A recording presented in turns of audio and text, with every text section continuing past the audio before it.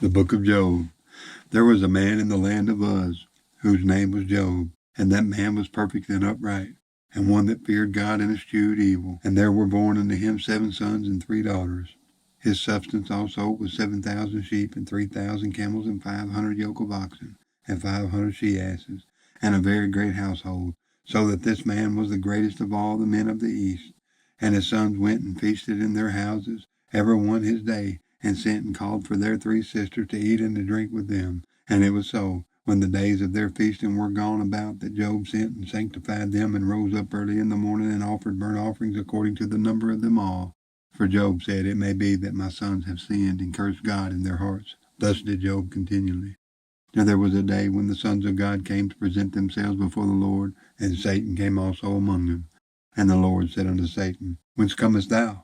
Then Satan answered the Lord and said, From going to and fro in the earth, and from walking up and down in it. And the Lord said unto Satan, Hast thou considered my servant Job, that there is none like him in the earth, a perfect and an upright man, one that feareth God and escheweth evil? Then Satan answered the Lord and said, Doth Job fear God for naught? Hast not thou made a hedge about him, and about his house, and about all that he hath on every side? Thou hast blessed the work of his hands, and his substance is increased in the land. But put forth thy hand now, and touch all that he hath, and he will curse thee to thy face. And the Lord said unto Satan, Behold, all that he hath is in thy power, only upon himself put not forth thy hand. So Satan went forth from the presence of the Lord. And there was a day when his sons and his daughters were eating and drinking wine in their eldest brother's house. And there came a messenger unto Job, and said, The oxen were plowing, and the asses feeding beside them.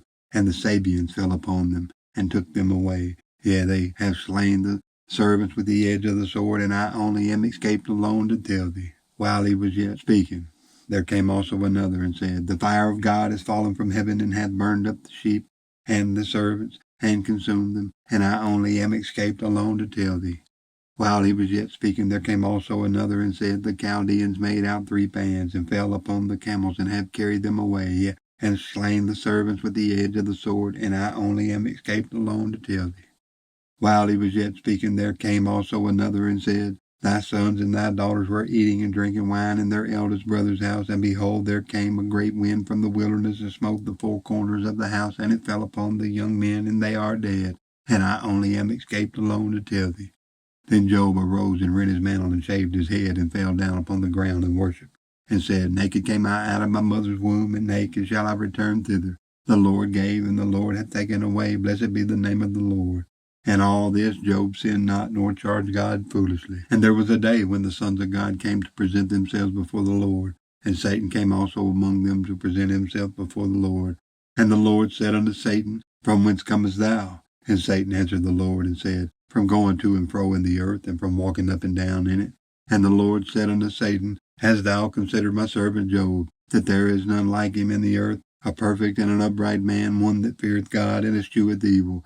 And still he holdeth fast his integrity, although thou movest me against him to destroy him without cause. And Satan answered the Lord and said, Skin for skin, yea, all that a man hath will he give for his life. But put forth thine hand now, and touch his bone and his flesh, and he will curse thee to thy face. And the Lord said unto Satan, Behold, he is in thy hand, but save his life. So went Satan forth from the presence of the Lord, and smote Job with sore boils from the sole of his foot unto his crown. And he took him a potsherd to scrape himself withal, and he sat down among the ashes. Then said his wife unto him, Dost thou still retain thine integrity? Curse God and die.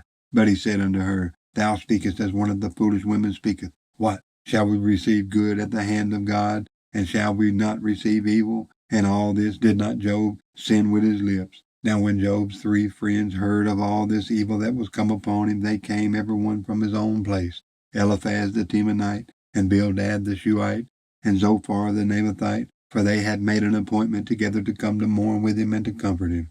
And when they lifted up their eyes afar off and knew him not, they lifted up their voice and wept, and they rent every one his mantle, and sprinkled dust upon their heads toward heaven.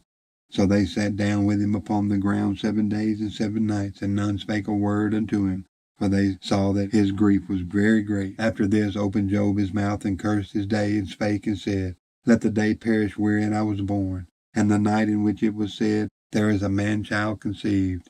Let that day be darkness. Let not God regard it from above, neither let the light shine upon it. Let darkness and the shadow of death stain it.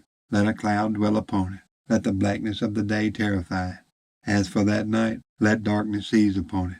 Let it not be joined unto the days of the year. Let it not come into the number of the months. Lo, that night be solitary. Let no joyful voice come therein. Let them curse it that curse the day who are ready to raise up their mourning. Let the stars of the twilight thereof be dark. Let it look for light, but have none. Neither let it see the dawning of the day, because it shut not up the doors of my mother's womb, nor hid sorrow from mine eyes. Why died I not from the womb? Why did I not give up the ghost when I came out of the belly? Why did the knees prevent me, or why the breast that I should suck? For now should I have lain still and been quiet, I should have slept, then had I been at rest, with the kings and counselors of the earth, which built desolate places for themselves, or with princes that had gold, who filled their houses with silver. Or as a hidden untimely birth I had not been, as infants which never saw light. There the wicked cease from troubling, and there the weary be at rest. There the prisoners rest together. They hear not the voice of the oppressor. The small and great are there, and the servant is free from his master. Wherefore is light given to him that is in misery, and life unto the bitter in soul, which long for death, but it cometh not, and dig for it more than for hid treasures, which rejoice exceedingly, and are glad when they can find the grave. Why is light given to a man whose way is hid, and whom God hath hedged in? For my sighing cometh before I eat, and my roarings are poured out like the waters. For the thing which I greatly feared is come upon me, and that which I was afraid of is come unto me. I was not in safety, neither had I rest, neither was I quiet, yet trouble came. Then Eliphaz the Temanite answered and said, If we essay to commune with thee, wilt thou be grieved? But who can withhold himself from speaking? Behold, thou hast instructed many, and thou hast strengthened the weak hands. Thy words have upholden him that was fallen, and thou hast strengthened the feeble knees. But now it is come upon thee, and thou faintest. It toucheth thee, and thou art troubled. Is not this thy fear, thy confidence, thy hope, and the uprightness of thy ways? Remember, I pray thee, whoever perished being innocent, or where were the righteous cut off, even as I have seen. They that plow iniquity and sow wickedness reap the same. By the blast of God they perish, and by the breath of his nostrils are they consumed.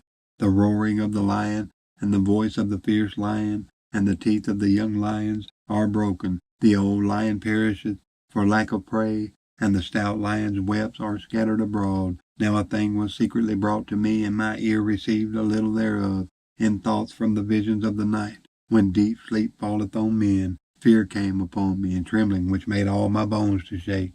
Then a spirit passed before my face, the hair of my flesh stood up. It stood still, but I could not discern the form thereof. An image was before mine eyes. There was silence, and I heard a voice saying, Shall mortal man be more just than God? Shall a man be more pure than his Maker? Behold, he put no trust in his servants, and his angels he charged with folly. How much less in them that dwell in houses of clay, whose foundation is in the dust, which are crushed before the moth. They are destroyed from morning to evening. They perish forever without any regard in it. Doth not their excellency which is in them go away? They die even without wisdom.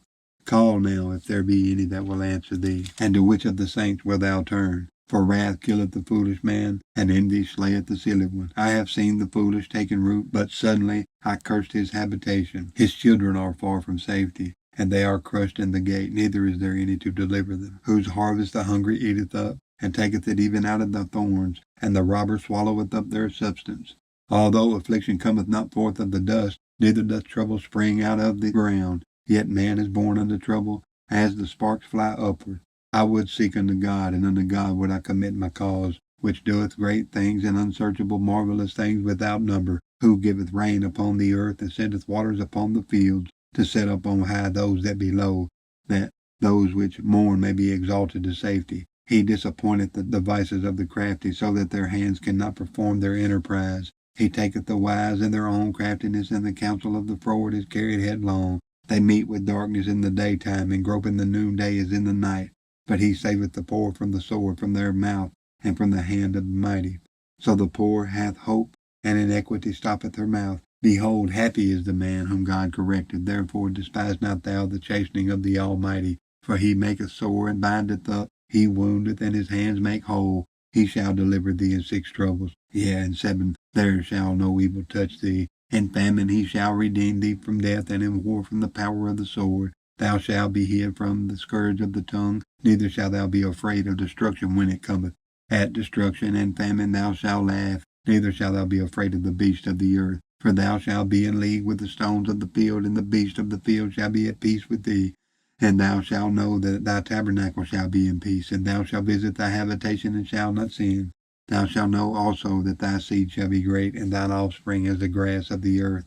Thou shalt come to thy grave in a full age, like as a shock of corn cometh in his season. Lo, this we have searched it, so it is. Hear it, and know thou it for thy good. But Job answered and said, Oh, that my grief were truly weighed, and my calamity laid in the balances together.